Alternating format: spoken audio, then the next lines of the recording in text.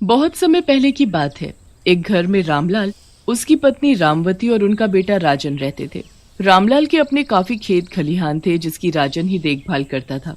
एक दिन जब राजन खेतों से काम करके वापस आता है तो उसकी माँ उसे हाथ मुंह धोने को कहती है। हाथ मुंह धोकर रसोई में आ जाना, तेरे बाबूजी ने भी खाना नहीं खाया है। वो बोल रहे हैं कि सब साथ में ही खाएंगे। हाँ माँ, मैं बस अभी आया।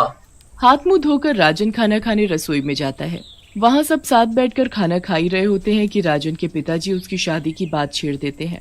बेटा राजन, अब तो तुमने सारे खेतों का काम अच्छे से संभाल लिया है और अब तुम्हारी उम्र भी होने लगी है, तो मैं सोच रहा था कि क्यों ना तुम्हारी शादी की बात चलाएं। अब इस मामले में मैं क्या बोलूं? आपको जो ठीक लगे आप वैसा करें।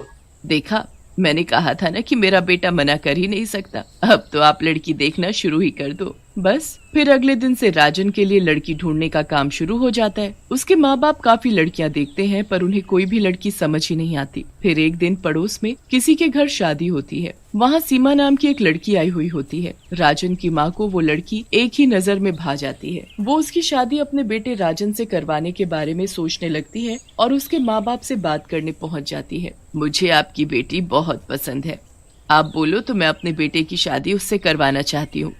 हमारे पास पैसों की कोई कमी नहीं है, आपकी बेटी बड़ी खुश रहेगी। अरे ये तो बड़ी खुशी की बात है, हम तो अपनी बेटी के लिए लड़का ढूंढ ही रहे थे। राजन के माँ बाप इस बात से बिल्कुल अनजान होते हैं कि सीमा एक बहुत ही बिगड़ैल और शराबी लड़की है, जिससे उसके माँ बाप भी बहुत दुखी होते हैं। सीमा इस बात पर बड़ी गुस्सा होती है और शादी के लिए मना करती है। टेंशन की वजह से सीमा के बाबूजी को दिल का दौरा पड़ जाता है और उनकी मौत हो जाती है। मजबूरन सीमा को ये शादी करनी ही पड़ती है। सीमा ये शादी कर तो लेती है पर अगले ही दिन वो अपना असली रूप दिखा देती है। वो अगले दिन ही अपने पति से पैसे मांगती है और ढेर सारी शराब की बोतल लाकर अपने कमरे में छुपा देती है। अब जब राजन खेतों में काम करने चला जाता है तो वो एक बोतल खोलकर बैठ जाती है और शराब पीना शुरू कर देती है।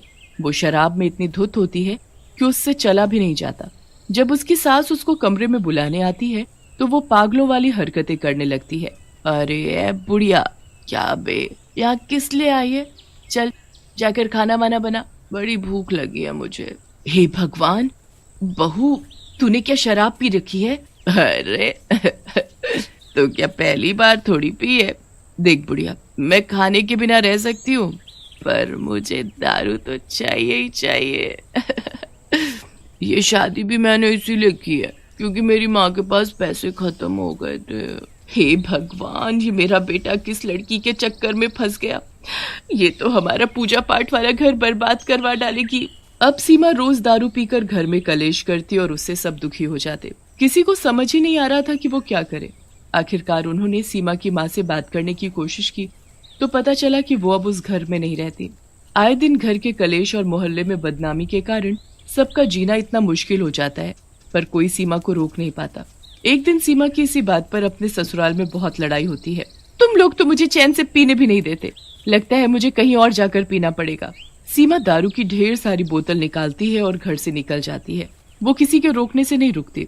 वो दूर एक नदी के किनारे जाकर बैठ जाती है और वहाँ दारू पीनी शुरू कर देती है। पूरा दिन दारू पीने के बाद उसे होश ही नहीं होता। वो जैसे तैसे उठने की कोशिश करती है पर उसका पैर फिसल जाता है और वो सीधा नदी में जा गिरती है। सीमा हाथ पैर मारती है पर दारू पीने की वजह से खुद को बचा नहीं पाती और उसकी मौत हो जाती है। मरने के बाद सीमा चुड़ैल बन जाती है और उसकी शराब पीने की भूख और ज्यादा बढ़ जाती है। शराब, शराब, कहाँ है शराब? मुझे शराब चाहिए, शराब। शराब के लिए वो पागल हो जाती है और चिल्लाती हुई अपने ससुराल पहुंचती है। वहां जाकर वो सीधा अपने कमरे के दरवाजे में धक्का मारती है। आवाज सुनकर राजन उठ जाता है और अपने सामने चुड़ैल को देखकर बुरी तरह चिल्लाना शुरू कर देता है। चुड़ैल, चुड़ैल, माँ, बाबूजी, जल्दी आओ। राजन की चीख सुनकर उसके माँ बाप जल्दी जल्दी भाग कर आते हैं तो चुड़ैल को देखकर उनके भी होश उड़ जाते हैं। चुड़ैल, बाप रे, ये चुड़ैल कहाँ से आ गई? ए बुढ़िया, यहाँ क्या खड़ी खड़ी मुझे देख रही है? चल जा मेरे लिए शराब लेकर आ, मुझे शराब पीनी है। शराब? शराब कहाँ से लाऊं मैं? अरे वो सीमा की अलमारी रखी होगी, उसी में से निकाल कर दे दो ना। हाँ माँ, जल्दी करो, वरना ये जाने हमारे साथ क्या करेगी। राजन की माँ जल्दी से जाती है और अलमारी से शराब निकालकर उस चुड़ैल को दे देती है। शराब देखकर चुड़ैल के चेहरे पर मुस्कुराहट आ जाती है। वो राजन की माँ के हाथ से शराब की बोतल छीनकर गटागट सारी शराब पी जाती है। शराब पीने के बाद वो अचानक गायब हो जाती है। हे भगवान, ये कहाँ गई? ये हो क्या रहा है? एक चुड़ैल हमारे घर आई और शराब पीकर चली गई। हाँ, शायद चुड़ैलों को पता होता होगा कि कहाँ कहाँ क्या रखा है, और हमारे घर जितनी शराब तुम्हारी बहू रानी पीती है ना, उतनी तो कहीं नहीं होगी। मेरी बहू रानी मतलब? आपकी भी तो है। और जाने महारानी कहाँ चली गई है? अब तक घर नहीं लौटी। इसका तो रोज का हो गया है, रात रात भर घर से गायब रहना, शराब पीना। हे भगवान, ऐसा तो कभी सुना भी नहीं था जो अपने घर में देखने को मिल रहा है। मरने दो उसे, चलो सब सो जाते हैं, वो सुबह अपने आप आ जाएगी। सब सो जाते हैं। अगली सुबह जब सब उठते हैं तो सीमा अभी तक घर नहीं आई होती। सबको उसकी फिक्र होने लगती है कि आखिर वो ऐसे इतनी देर के लिए कभी गायब नहीं हुई। पूरा दिन सब उसका इंतजार करते हैं, फिर उसे ढूंढने भी जाते हैं, पर सीमा का कहीं पता नहीं चलता। रात हो जाती है। सब लोग बैठकर खाना खा रहे होते हैं कि इतने में वहाँ दोबारा वो चुड़ैल आ जाती है। कहाँ गए सब के सब? लाओ दारू लाओ मेरी। हे भगवान, लगता है वो चुड़ैल फिर आ गई। सब लोग बाहर देखते हैं तो वहाँ वही चुड़ैल खड़ी होती है जो चिल्ला चिल्ला कर शराब मांग रही होती है।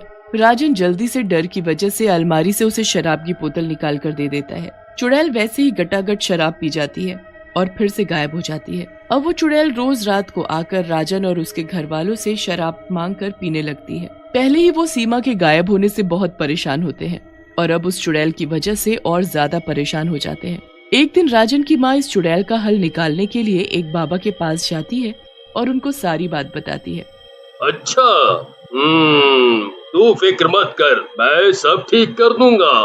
तू एक काम कर, ये पानी ले और इसे शराब में मिला दे। जब वो चुड़ैल शराब मांगने आए तो उसे यही पानी मिली हुई शराब दे देना। बाबा मंत्र पढ़ा पानी राजन की माँ को दे देता है, जिसे वो घर ले जाकर एक शराब की बोतल में मिला देती है। रात होते ही वो चुड़ैल वापस आती है और शराब मांगने लगती है। कहाँ मर गए सब के सब? मुझे शराब दो, शराब चाहिए मुझे। हाँ, अब मैं बस अभी लाई। राजन की माँ वही पानी मिली शराब चुड़ैल को लाकर दे देती है। चुड़ैल बोतल खोलती है और गटागट शराब पी जाती है। शराब पीते ही उसका शरीर जलने लगता है। बचाओ बचाओ मुझे कोई, मेरा शरीर जल रहा है। क्या था इस शराब में? तूने हमें बड़ा परेशान किया हुआ था। एक तो हम अपनी बहू को ढूंढ ढूंढ कर दुखी थे और तूने हमारी जिंदगी हराम कर रखी थी, पर तुम्हारी बहू तो मैं ही हूँ। मुझे बचा लो, मेरा शरीर जल रहा है। मैं सच बोल रही हूँ, मैं सीमा ही हूँ। उस दिन शराब के नशे में मैं नदी में गिर गई और मेरी मौत हो गई थी। मुझे अभी बहुत तकलीफ हो रही है, मुझे बचा लो। क्या सच में तुम सीमा हो? यकीन नहीं होता तो अभी जाकर नदी में देखो, मेरी लाश पड़ी होगी। पर अभी मुझे इस तकलीफ से बचाओ। राजन जल्दी से कुछ लोगों को इकट्ठा करके नदी में जाकर देखता है तो वहाँ सच में सीमा की लाश पड़ी होती है। पूरे गांव में शोर मच जाता है। जल्दी से राजन की माँ उस तांत्रिक को अपने घर लेकर आती है, जहाँ वो चुड़ैल दर्द से तड़प रही होती है। ये चुड़ैल नहीं, हमारी बहू है। इसकी मौत नदी में गिरने से हो गई और ये चुड़ैल बन गई। इसे तकलीफ से मुक्त करो बाबा। तांत्रिक अपने मंत्र पढ़ता है और गांव वालों से सीमा की लाश का अंतिम संस्कार करने को कहता है। जैसे ही गांव वाले सीमा की लाश को जलाते हैं, चुड़ैल की तकलीफ कम होने लगती है। मैंने तुम लोगों को बहुत परेशान किया और मेरी शराब की लत की वजह से मेरे पापा मर गए और मैंने खुद की जान भी गंवा दी। मैंने कभी नहीं सोचा कि ये शराब मेरी जिंदगी बर्बाद कर रही है। तुम लोगों के साथ मैंने बहुत बुरा किया, फिर भी तुम लोगों ने मुझे मुक्ति दी। मुझे माफ करना। इतना कहकर चुड़ैल गायब हो गई और कभी दोबारा उन लोगों को दिखाई नहीं दी। कुछ समय बाद राजन ने दूसरी लड़की से शादी कर ली, जिसके साथ वो खुशी खुशी रहने लगा।